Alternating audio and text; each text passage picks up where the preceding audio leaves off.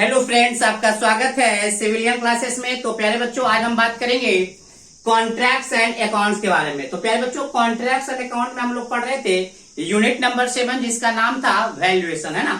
तो प्यारे बच्चों, हमने पिछले क्लास में पढ़ा था कॉस्ट क्या होता है, प्राइस क्या होता है और ये आपका वैल्यू क्या होता है ना। तो बहुत सारे वैल्यू के बारे में हम लोग भी पढ़ेंगे, है ना। तो हमने हेडिंग दे रखा है सम इम्पोर्टेंट डिफिनीशन।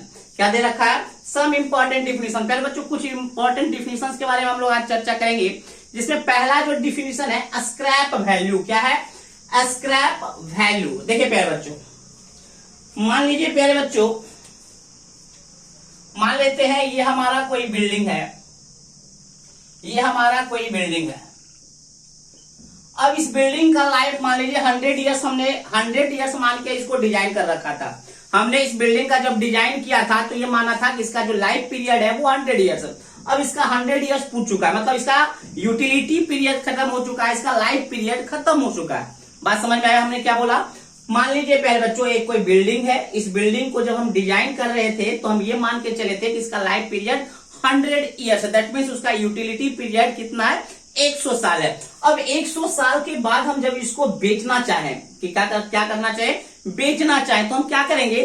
जब इसका कोई काम ही नहीं, इसका यूटिलिटी पीरियड 100 साल के बाद खत्म हो चुका है, 100 साल के बाद हम इसको बेचना चाहते हैं, तो इसको हम तोड़ फोड़ के इससे जितने भी मटेरियल्स निकलेंगे, जैसे कि ईटा, जैसे कि आपका ग्लास, जैसे कि आपका एल्युमिनियम, जैसे कि आपका स्टील, तो बहुत सारे मटेरियल्स इसमें से निकलेंगे। दैट मीन्स कैसे निकलेंगे? तो डिसमेंटल्ड करने के बाद। डिसमेंटल्ड करने का मतलब क्या है? तोड़ने के बाद, है ना। तो बिल्डिंग को तोड़ने के बाद उसमें बहुत सारे मटेरियल्स निकलेंगे। उस मटेरियल को बेचने पर जितना हमको अमाउंट मिलेगा वही अमाउंट कहलाएगा स्क्रैप वैल्यू। क्या कहलाएगा? Scrap value. हमने क्या बोला? Scrap value is the amount of dismantled material of a property eight the end of its utility period. किसी भी प्रॉपर्टीज के यूटिलिटी पीरियड के खत्म होने के बाद, किसी भी प्रॉपर्टी के यूटिलिटी पीरियड खत्म होने के बाद उस प्रॉपर्टी को डिसमेंटल्ड करने के बाद जो मटेरियल मिलते हैं, उस मटेरियल का जो अमाउंट होता है वही अमाउंट कहलाता है स्क्रैप वैल्यू। बात समझ में आ गया? Scrap value is the amount of dismantled material. किसी भी प्रॉपर्टी का जब यूटिलिटी पीरियड खत्म हो जाता है, किसी भी प्रॉपर्टीज का जब यूटिलिटी पीरियड खत्म हो जाता है, उस प्रॉपर्टीज को डिसमेंटल्ड करने के बाद जो भी मटेरियल मिलते हैं और उसका जो अमाउंट मिलता है वही आपका कहलाता है स्क्रैप वैल्यू। क्लियर? हमने इस बिल्डिंग को डिजाइन किया था 100 साल के लिए, 100 साल तक इसको यूज किया। अब इसको हमको क्या करना है? तोड़ फोड़ करके इसके मटेरियल को बेच देना है। क्यों? क्योंकि इसका लाइफ पीरियड खत्म हो चुका है ना, इसका कोई यूज नहीं है इस बिल्डिंग का। तो उसके मटेरियल को, मतलब इस बिल्डिंग को तोड़ फोड़, मतलब डिसमेंटल्ड करने के बाद जो मटेरियल हमको मिला, उस मटेरियल को बेचने पर जो अमाउंट मिलता है वही अमाउंट कहलाता है स्क्रैप वैल्यू। चलिए, स्क्रैप वैल्यू आपको समझ में आ चुका होगा। अब हम बात करेंगे सैल्वेज वैल्यू। तो देखिए प्यारे बच्चों, सैल्वेज वैल्यू और स्क्रैप वैल्यू में थोड़ा सा अंतर है। अंतर क्या है कि देखिए, यहां पे भी स्क्रैप वैल्यू में भी प्रॉपर्टीज के यूटिलिटी पीरियड खत्म हो गए थे, तो सैल्वेज वैल्यू में भी बिल्डिंग के या किसी भी प्रॉपर्टीज के यूटिलिटी पीरियड खत्म हो गया। स्क्रैप वैल्यू में प्रॉपर्टीज के को तोड़ फोड़ कर, मतलब डिसमेंटल्ड करने के बाद जो मटेरियल मिला, उस मटेरियल को बेचने पर जो अमाउंट मिलता है उसको स्क्रैप वैल्यू। और सैल्वेज वैल्यू में क्या है कि बिना तोड़े फोड़े उस मटेरियल को बेच दीजिए। मतलब ये जो बिल्डिंग है ना, अब इसका यूटिलिटी पीरियड खत्म हो गया, अब बिना इसको तोड़े फोड़े जो अमाउंट में बिकता है उसको बेच दीजिए, वही अमाउंट कहलाता है सैल्वेज वैल्यू।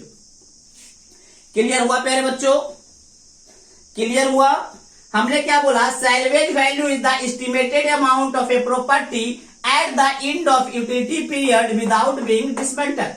किसी भी प्रॉपर्टीज के यूटिलिटी पीरियड खत्म हो जाने के बाद बिना उसको तोड़े फोड़े जो उसका एस्टिमेटेड अमाउंट है वही कहलाता है सैल्वेज वैल्यू।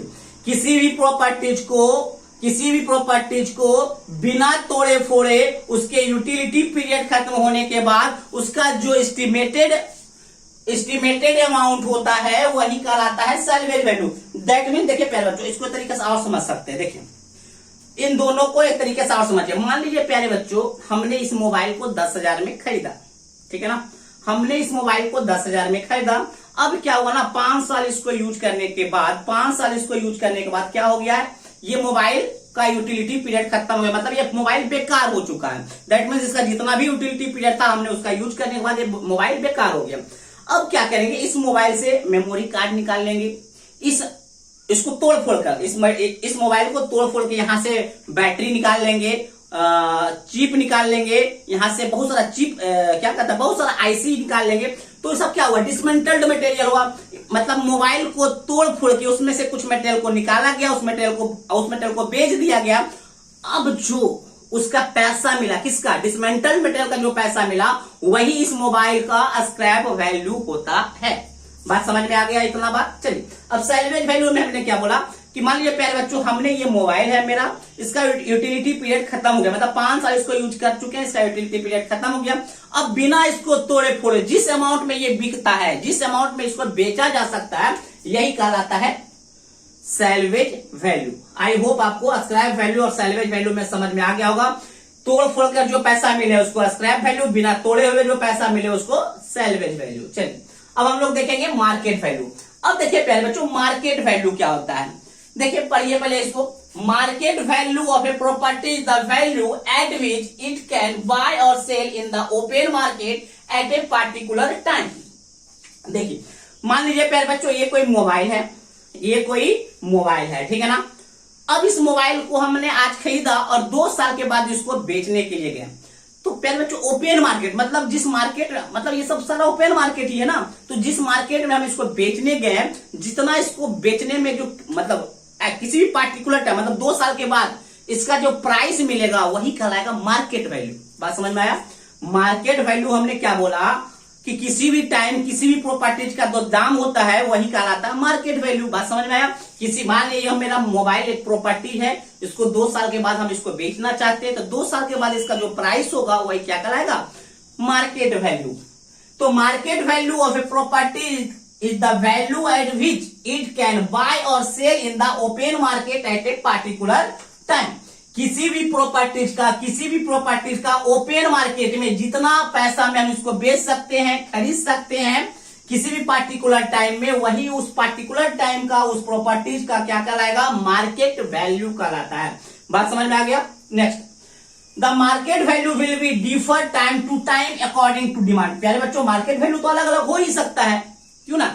मान लीजिए 2 साल के बाद इसका कीमत हो गया, मान लेते इसका कीमत हो गया 2000 रुपया, हो सकता है 3 साल के बाद 1000 रुपया, हो सकता है कि 3 साल के बाद इसका कीमत बढ़ जाए अकॉर्डिंग टू डिमांड, हो सकता है घट भी सकता है बढ़ भी सकता है according to demand and supply. तो the market value will be differ time to time according to demand and supply. या ये भी हो सकता है जो मटेरियल हमने, जो प्रॉपर्टी हमने बनाया कहां पे डेवलप्ड एरिया में बनाया कि नहीं, उसका किस फैशन में हमने बनाया, तो बहुत सारे कॉस्ट ऑफ मटेरियल क्या यूज किया, वहां पे पॉपुलेशन क्या है, उसके आधार पे मार्केट वैल्यू को डिसाइड किया जाता है, ठीक है ना। चलिए अब हम लोग देखेंगे बुक वैल्यू, ठीक है ना। देखिए पहले बच्चों बुक वैल्यू क्या होता है। बुक वैल्यू देखिए, मान लीजिए प्यारे बच्चों, चलिए मोबाइल का ही एग्जांपल लेते हैं। मान लीजिए प्यारे बच्चों, इस मोबाइल को हम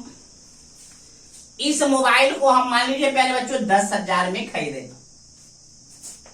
10,000 में खरीदे, ठीक है ना, 10,000 में इसको हम खरीदे, इस मोबाइल को हम 10,000 में खरीदे। अब क्या हो रहा है ना, 4 साल के बाद हम इसको 2,000 में बेच रहे हैं, 2,000 में बेचे, कितना साल के बाद, 4 साल बाद। हमने क्या बोला प्यारे बच्चों, 10,000 में इसको खरीदे और 4 साल के बाद इसको हम 2,000 में बेच रहे हैं। तो देखिए क्या होता है, बुक वैल्यू क्या होता है। देखिए बुक वैल्यू एक्चुअली प्यारे बच्चों बुक वैल्यू क्या है। अच्छा ये बताइए, 10,000 में हमने खरीदा, 2,000 में हमने बेचा, कितना का लॉस हुआ, तो लॉस हुआ 8,000 का। तो हम क्या बोलते हैं, बुक वैल्यू क्या होता है, cost of construction minus depreciation. देखिए 4 साल में डिप्रिसिएशन 8,000 का हुआ, कितना का डिप्रिसिएशन मतलब क्या होता है, लॉस, कितना का लॉस हुआ, 8,000 का। तो 10,000 माइनस 8,000 बराबर 2000। तो बुक वैल्यू होता है 2000। मतलब क्या प्यारे बच्चों कि अगर किसी मटेरियल का, देखिए कुछ साल के बाद ऑब्वियसली है कि कुछ साल के बाद क्या हो जाता है, मटेरियल का दाम घट जाता है, किसी भी प्रॉपर्टीज का दाम घट जाता है। जबकि कोई ऐसा जरूरी नहीं है, हो सकता है प्यारे बच्चों खेत मतलब जब फील्ड वगैरह खरीदते हैं, जब फील्ड वगैरह मतलब खेत वगैरह जब लेते हैं, जमीन वगैरह लेते हैं, तो क्या होता है उसका दाम बढ़ते जाता है। बात समझ, किसी किसी का दाम बढ़ते जाता है, किसी किसी का दाम घटते जाता है। हम घटने वाला का एग्जांपल बार बार ले रहे हैं, ठीक है ना। तो हमने क्या बोला कि मान लीजिए इस मटेरियल को हमने मतलब इस मोबाइल को हमने 10,000 में खरीदा। अब इसको यूज करते करते करते 4 साल में इसका प्राइस तो घटेगा। जब इसको बेच रहे हैं तो 2000 में बेच रहे हैं, तो जितना भी इसको बेच रहे हैं ना, यही होता है आपका बुक वैल्यू। सेम है, मार्केट वैल्यू बुक वैल्यू लगभग सेम है, ठीक है ना। मार्केट वैल्यू बुक वैल्यू लगभग सेम है। तो देखिए प्यारे बच्चों, बुक वैल्यू का हमने क्या डिफिनेशन देंगे कि जितना कोई भी प्रॉपर्टीज को बनाने में, जितना कंस्ट्रक्शन करने में जितना पैसा लगा माइनस डिप्रिसिएशन। डिप्रिसिएशन करने का मतलब होता है प्यारे बच्चों जितना लॉस हुआ 4 साल में, जितना मतलब 4 साल में बेचे तो 4 साल में जितना लॉस हुआ वही डिप्रिसिएशन कराएगा। डिप्रिसिएशन के बारे में हम लोग विस्तार से आगे पढ़ेंगे भी, ठीक है ना। तो देखिए प्यारे बच्चों, हमने यहाँ क्या लिखा है, book value is the value of property shown in the account book after allowing necessary depreciation.